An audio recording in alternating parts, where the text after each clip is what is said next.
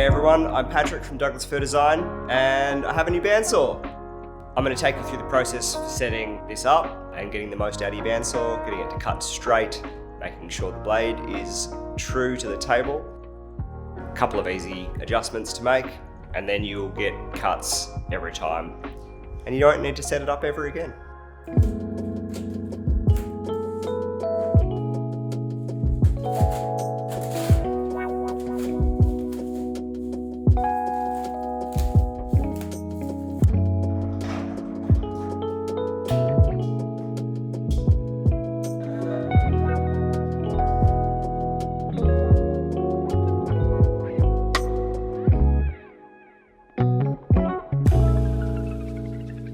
I've been doing this for many years. It is my profession, so I have the luxury or the necessity to have more tools than perhaps some other people do who do it as a hobby.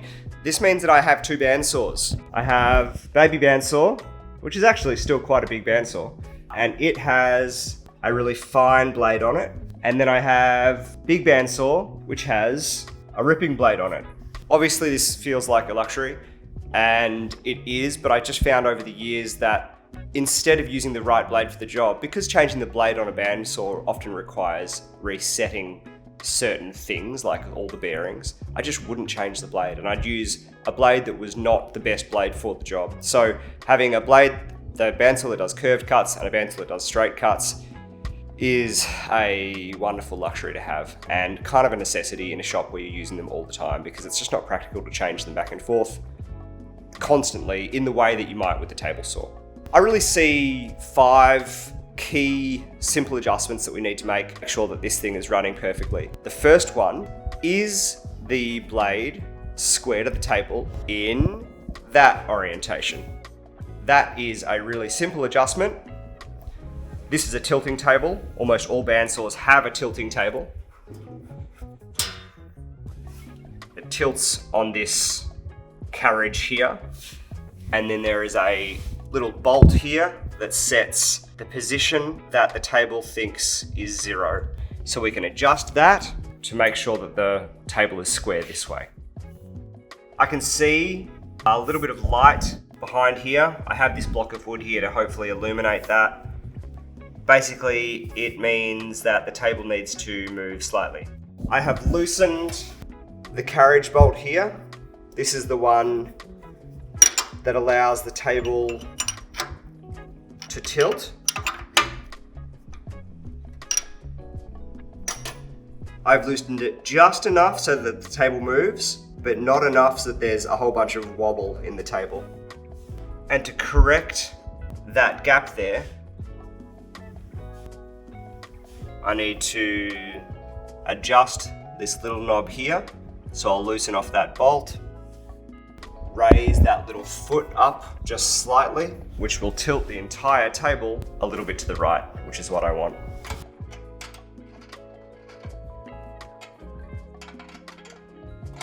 So I tightened that little foot up. Well, I raised the foot up slightly and then I tightened off the locking bolt so that it is not going to move. And then I retightened the carriage bolt that allows the table to tilt and rechecked this for square. And it's now sitting perfectly square in that orientation. It's important to kind of check for square at every step, because as you retighten the carriage bolt, it can shift slightly and it's worth checking that again. Fantastic. The second way we need to make an adjustment is to see if the blade is square to the table in this orientation. To true that up, it's a little trickier. We need to shim these trunnion bolts, and we can make some shims. We can make some shims using some small pieces of cut up aluminium can. If you don't have some proper metalworking shims lying around, aluminium can will be fine.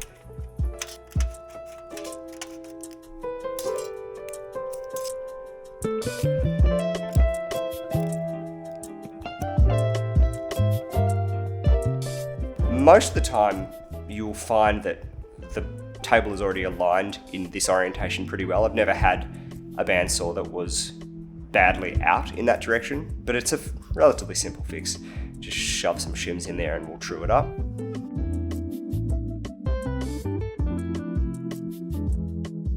I'm up to the second squaring operation. making sure the blade is square to the table from the front to the back. Now, you might not be able to see this on the video, but there is a very slight gap at the top that is not there at the bottom, which means I need to raise the back of the table up ever so slightly, which means I need to place a tiny shim between the table and the cast iron plate that the table sits on these two back positions. Now, in order to fit an aluminium shim in there, I'm going to have to loosen all four off slightly, take the weight off the table, and slide this in there.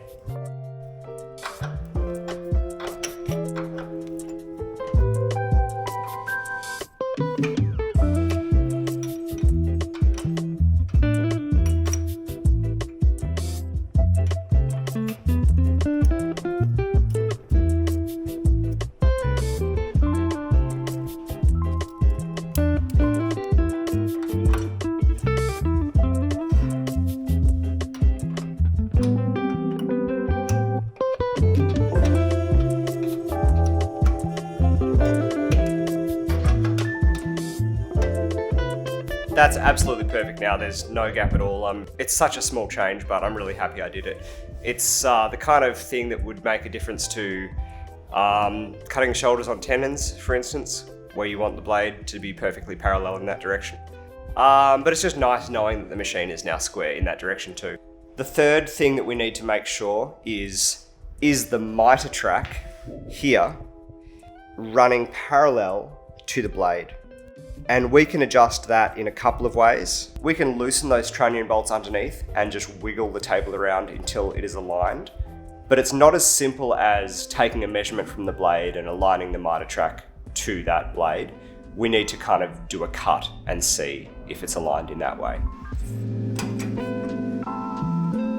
Okay, so I used the combo square to draw a line on this piece of plywood. That was the distance between the blade and the miter track. That just kind of gives me a reference to work off. I then disengaged all the bearings on the bandsaw so that the blade was just floating freely on the wheels, unsupported by the bearings.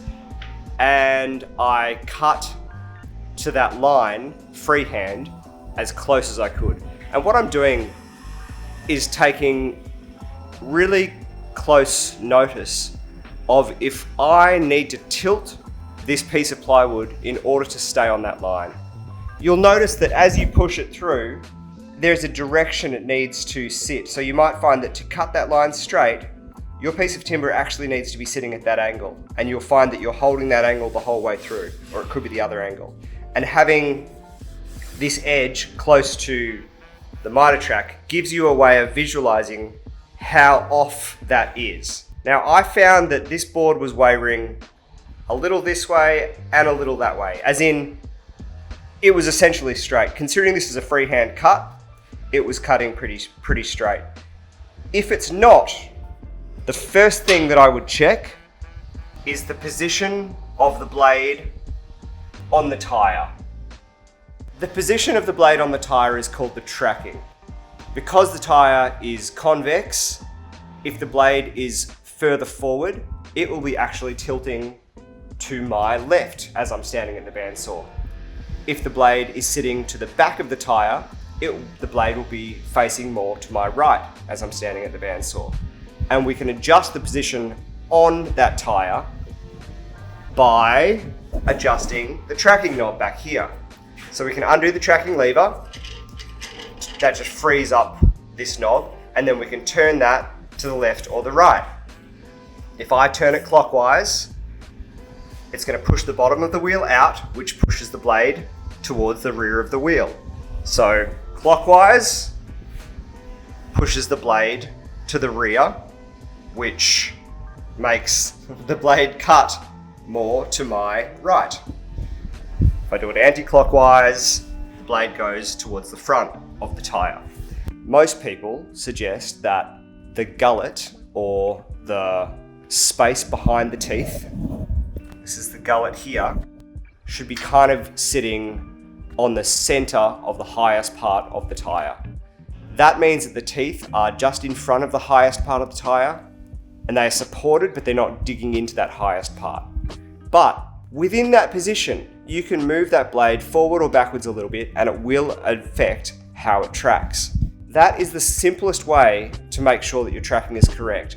If it is still way off, you might find that you actually need to adjust the position of the cast iron table itself by loosening those 4 bolts that's holding the table to the saw and shifting the table slightly.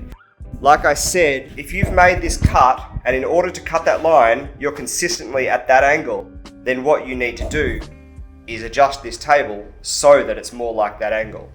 The way that you could potentially do that is measure that distance. There's no way it'll be that bad. It could be, say, 5 mil, and then put a stationary object near the corner of the table, measure that distance, and then move the table over slightly so that you have some sort of reference. If you don't have a reference, then you don't know how far you've moved the table. So those 2 adjustments will allow you to adjust the tracking. The last thing we're going to do is grab the fence and make sure that the fence is actually parallel to the miter track as well. Now that we know that the miter track is parallel to the blade. We'll take the fence off and place it to the right of the blade, which isn't regularly where you cut, but it allows us to line it up with the miter track. We bring it close to the edge of the miter track, so I can see that it's really flush on this end, but it's actually about 2 mil back on this end.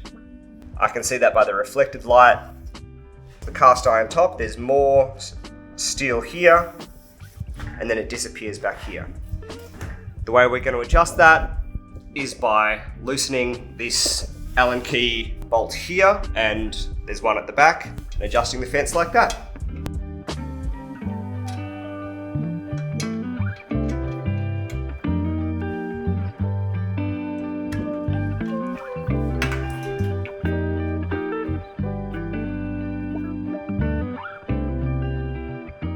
Now that that nut is nice and flush with the miter track the whole way along, I can take it off and put it back in position.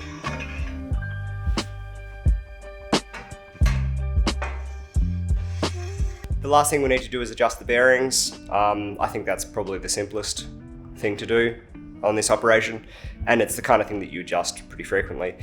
How your bearings adjust will depend on your actual saw. These ones are really straightforward. There's just little finger knobs here that you can loosen and move them.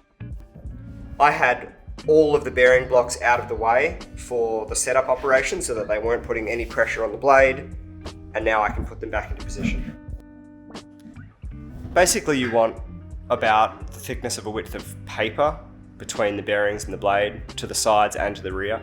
I find with a really thick blade like this ripping blade, you can actually put the rear bearing further back because there's just so much stiffness in the blade.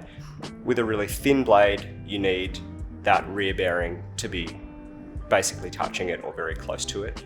The side bearings, you want to make sure they're fully clearing the teeth. You don't want any part of those teeth to be in contact with those bearings. Exactly the same thing applies for the bottom.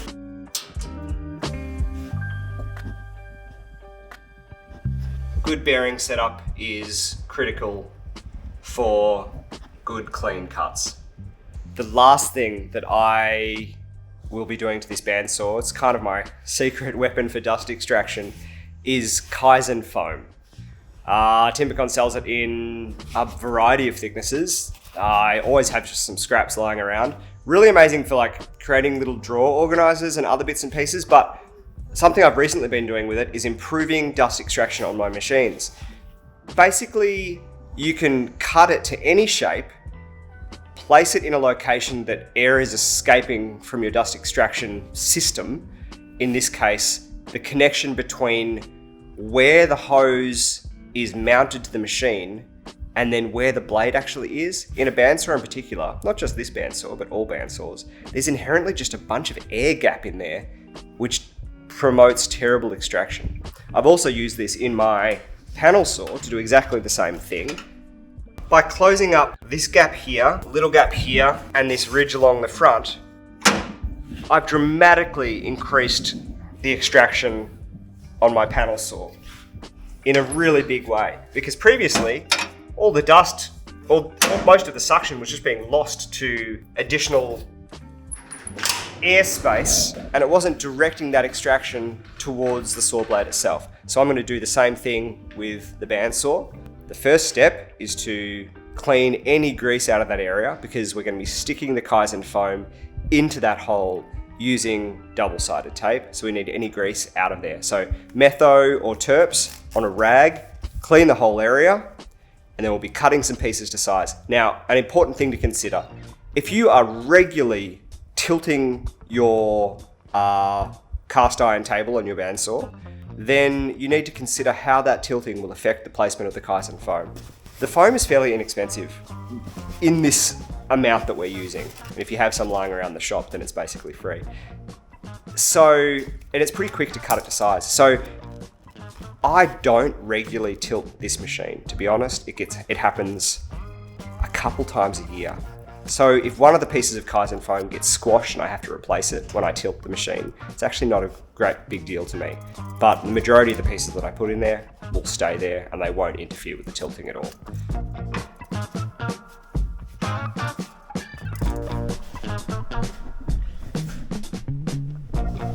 So that Kaizen foam is in, which means that all of the air that comes from this ducting is directed through these holes.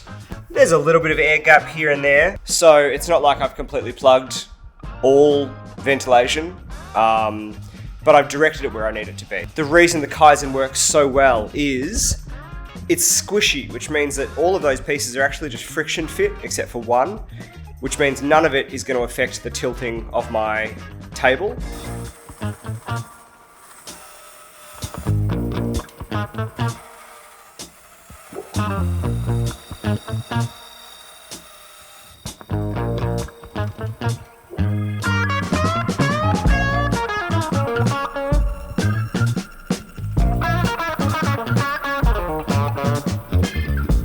I hope some of that was useful to you guys in setting up your own bandsaws. It's a wonderful machine as long as it's cutting accurately.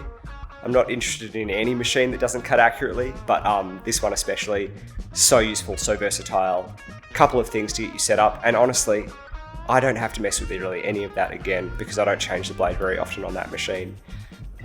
If you do change the blade more often, you just need to reset the bearings and make sure that the blade is tracking on the wheel, but otherwise, it's dead simple.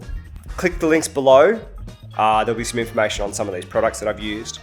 Don't forget to like and subscribe. We'll have more of these videos coming out every week, and hope to see you next time. Catch ya.